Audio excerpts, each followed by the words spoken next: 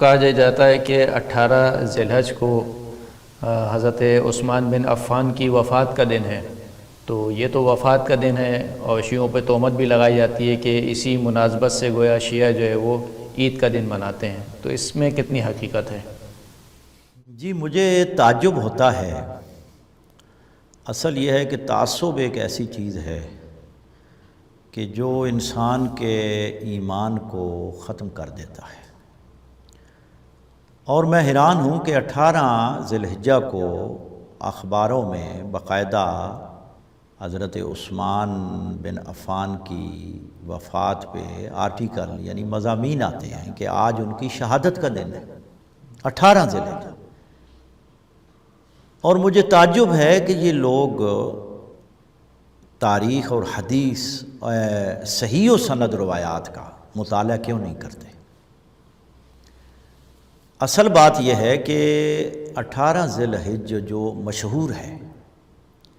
18 ذی الحجہ کے بارے میں حضرت عثمان کی وفات کی کوئی روایت صحیح و سند موجود نہیں ہے، اس میں انقطاع ہے، اگر پائی بھی جاتی ہے تو اس میں انقطاع ہے۔ پورے ذخیرہ احادیث میں کوئی صحیح و سند روایت نہیں ہے، اور جو صحیح و سند روایت ہے، اور اس پر میں نے ایک مستقل انشاءاللہ وہ میری کتاب چھپنے والی ہے کہ جس میں حضرت عمر ابن خطاب اور حضرت عثمان ابن عفان ان دونوں کی وفات کے حوالے سے تذکرہ ہے کہ ان کی 26 کو ہوئی اور ان کی 12 ذی الحجہ کو ہوئی ہے۔ یہ دونوں میں صحیح و سند روایات، یعنی صحیح و سند روایات 8 روایات 8 طرق جو ہیں وہ میں نے حضرت عمر بن خطاب کے حوالے سے کہ ان کی وفات 26 کو ہوئی ہے، اور حضرت عثمان ابن عفان کی جو وفات ہے یہ 12 ذی الحجہ کو ہوئی ہے، جو بالکل سند متصل سند صحیح سند موجود ہے۔ یہ میں نے مستقل انشاءاللہ وہ کتاب چھپ جائے گی، اس میں سے یہ میں نے کچھ حوالہ جات بھی لکھے ہیں۔ یہ ایک تو روایت ہے پوری سند کے ساتھ مسند احمد ابن حنبل میں، مسند احمد ابن حنبل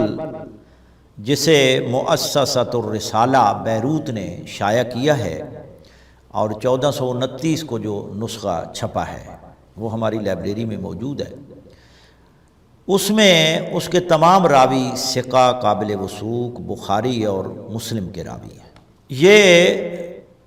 ابو عثمان عبد الرحمن نہدی کہ جس نے زمانہ جاہلیت بھی پایا ہے اور زمانہ اسلام بھی پایا ہے،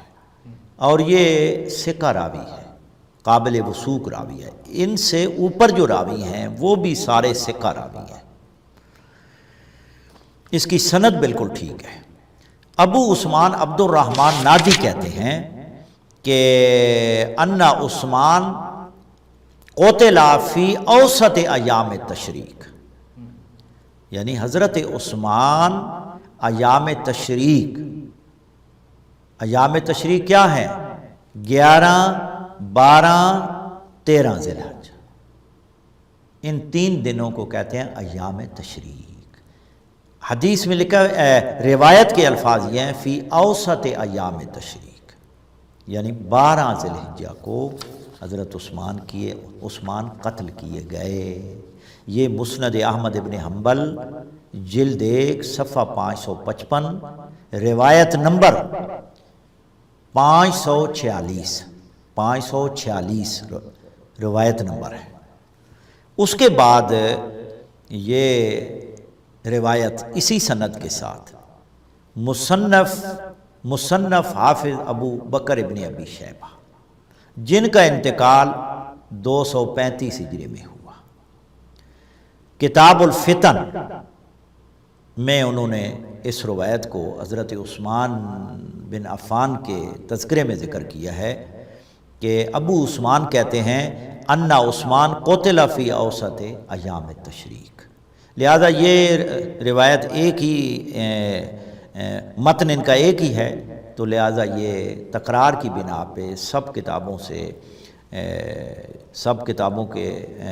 سے روایات پیش نہیں کی جا سکتی، کیونکہ متن سب کا ایک ہے، سند بھی ایک ہی ہے۔ یہی روایت معرفت الصحابہ ابو نعیم اصفہانی کی جلد نمبر 1 صفحہ نمبر 65 اور حدیث اور روایت نمبر 245 میں موجود ہے۔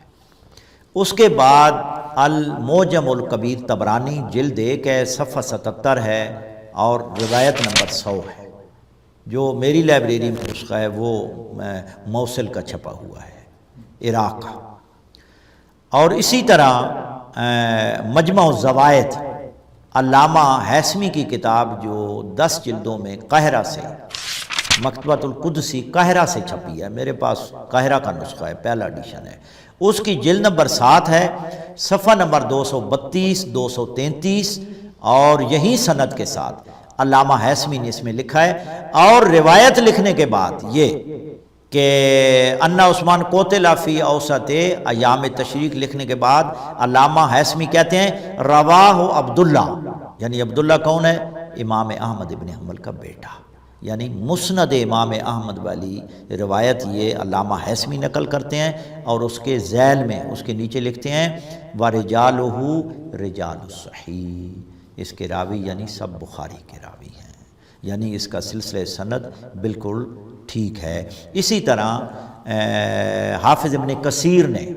37 جلدیں اس کتاب کی میری لائبریری میں موجود ہیں، جامع المسانید والسنن، اور اس کی جلد نمبر 17 ہے، صفحہ نمبر 248 ہے، روایت نمبر 194 ہے، دارالفکر بیروت کی چھپی ہوئی ہے، اس میں بھی یہ موجود ہے۔ اور کم از کم یعنی 8 کتابیں، بنیادی کتابیں جو ہیں ان کے میں نے حوالے لکھے ہیں۔ ایک کتاب المحن ہے، ابو العرب محمد بن احمد بن تمیم تمیمی،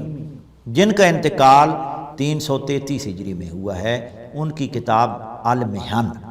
ان میں بھی یہ روایت اسی سند کے ساتھ موجود ہے جو دارالغرب الاسلامی بیروت نے 1427 ہجری میں اس کو نشر کیا ہے، اس میں بھی موجود ہے۔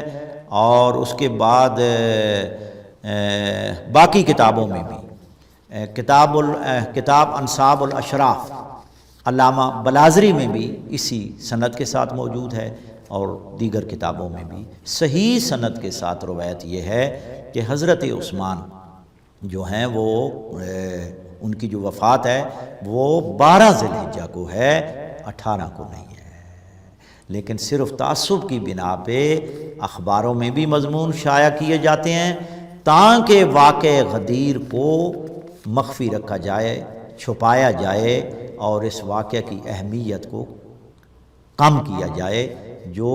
مسلمانوں کو زیب نہیں دیتا۔ اس کے بعد لفظ مولا پہ ہم نے تفصیلی گفتگو نہیں کی، میں نے اس پہ مستقل کتاب آئی ہے، النہج السوی فی معنی المولا والولی۔ یہ کتاب مفسر قرآن علامہ شیخ محسن علی نجفی مد ظلہ العالی کی ہے، اور اس کی تحقیق و تخریج اور اضافے اور اس پر حاشیہ بندہ حقیر نے لکھا ہے اور اس میں اضافے کیے ہیں۔ یہ عربی ادب کی،